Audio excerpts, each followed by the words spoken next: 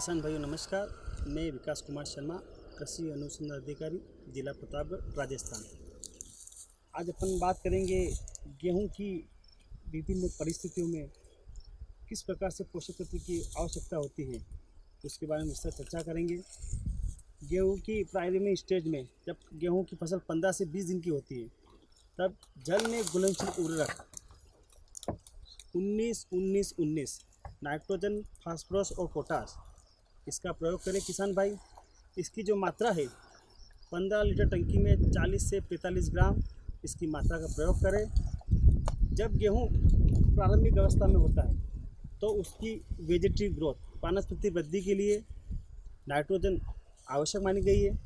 तो उस समय अपने को जैसे ही 20 से 25 दिन होते हैं, इस प्रकार के जल में घुलनशील उर्वरक का प्रयोग करते हैं तो कहीं ना कहीं किसान भाई की आमदनी बढ़ती है और अपने को 19-19-19 NPK का प्रयोग करना है। जब फसल की बढ़वार होती है, फसल 45 से 50 दिन की अवस्था में होती है, तब उसकी जड़ की ग्रोथ के लिए फास्फोरस की आवश्यकता होती है।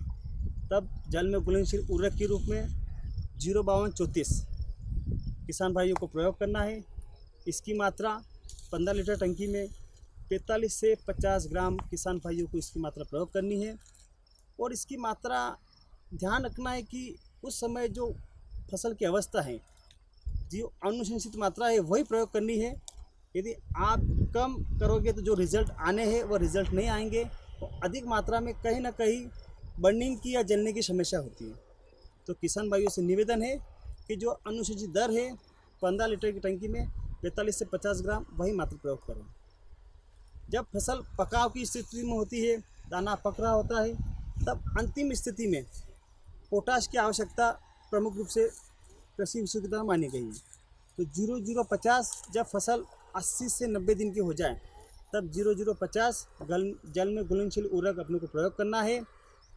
किसान भाइयों, ये जो पोटाश है 0050 में पोटाश की मात्रा होती है और ये जो पोटाश है यह दाने को चमकीला बनाता है, दाने की साइज़ बढ़ाता है और यह फसल की वृद्धि के लिए, पकाव के लिए बहुत ही आवश्यक है।